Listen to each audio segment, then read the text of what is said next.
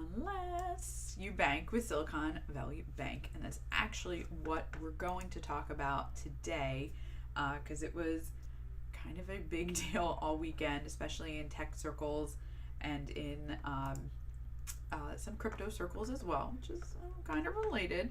So yeah, that's what we're going to be talking about today, Silicon Valley Bank, and specifically for your business, why treasury management is important and what that all is. So let's get into it.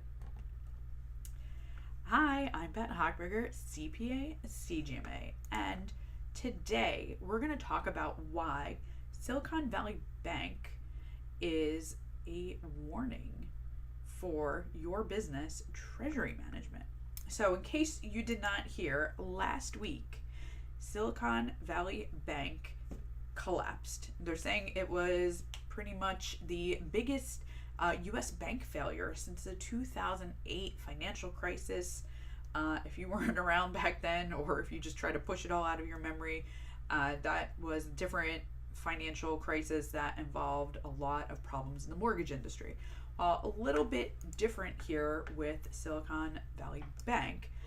Basically, for those of you who are not familiar with the bank, and if you're not in the tech world, you probably aren't, you probably never even heard of it, but a lot of tech startups and venture capital backed technology companies use this bank to an amazing extent. They use this bank. I think I read something like they've got almost half of all venture-backed tech companies in the country are banking with them. Now, is that a problem? Maybe not if they're diversified properly, but it appears that Silicon Valley Bank was not, in fact, diversified properly. There was a bit of a bank run over last week, the last couple of days. That means that basically people were being told, hey, pull your money out of Silicon Valley Bank, right? Go get your cash out. And generally, I would say most businesses don't keep all their money in one bank, but I think the problem here was that for a lot of tech companies, they did have all of their money in this bank. So when they started pulling out very large amounts of cash, it basically created a bank run.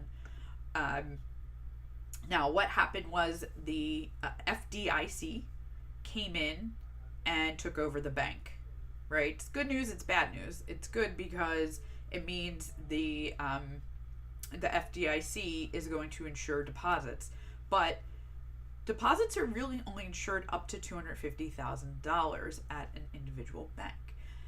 In this case, you had these venture-backed startups that might have had, hundreds of thousands of dollars in their one bank account. And that's where this became a problem, because as they started all pulling their cash out, the bank didn't have that cash on hand available to deal with all of that money coming out all at the same time.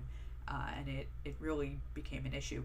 Now, the reason this also affected the crypto markets is that Circle, who's the backer of the USDC, right, the stable coin, they had 3.3 billion out of their 40 billion of cash reserved at that bank as well. So it became an issue. They dropped that USDC peg all the way down to 88 cents. It's supposed to be a dollar. It's supposed to be a dollar. But in this case, with such a cash shortage, they weren't able to maintain that. Now, this all sounds very doom and gloom. The reality is that come Monday, which is today, everyone's supposed to be made whole, right? The FDIC is insuring depositors up to $250K. The remaining funds are supposed to be available as a special dividend, whatever that means. And none of it is supposed to be considered a bank bailout. Good news, I guess, for taxpayers. We'll see if that's really good or not. But how does this all affect all the rest of us, right? Those of us who are not VC backed, those of us who just are running their business day in, day out. Well, it's really, really important that your treasury management, which is a really fancy sounding term, but it just means your cash management, is handled appropriately, right? If you've got over $250,000 in cash sitting in a bank, in one bank, you might want to consider using multiple banks, right? It can be annoying sometimes, sure, but money moves around fairly quickly. I personally use, I think, like 5 or 6 different banks. Not all of them get used extensively, but I do have relationships with multiple banks. So if something should go sideways with one of these banks, the others would still be there. I would be able to move money around, hopefully. And I don't generally keep 250,000 or more in a bank account. I just don't operate that way. But that's not how every business operates. Some businesses move large amounts of cash around or need to keep large amounts around for short periods of time. So you have to be really careful of the bank that you're using for these kinds of transactions. And this is actually something that we can help clients with.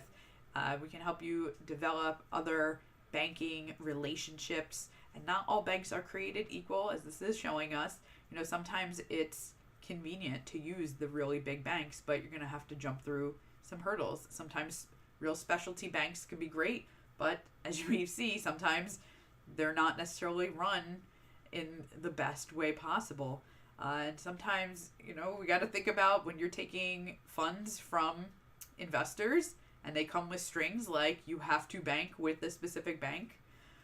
Well, you got to weigh your pros and cons.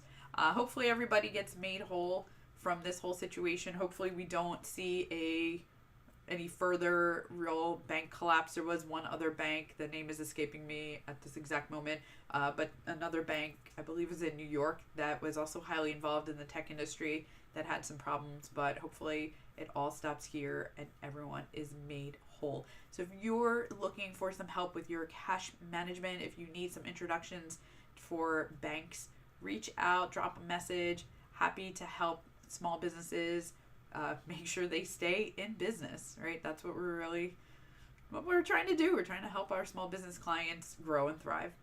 And hopefully better news tomorrow, right? And that's it for me, guys. See you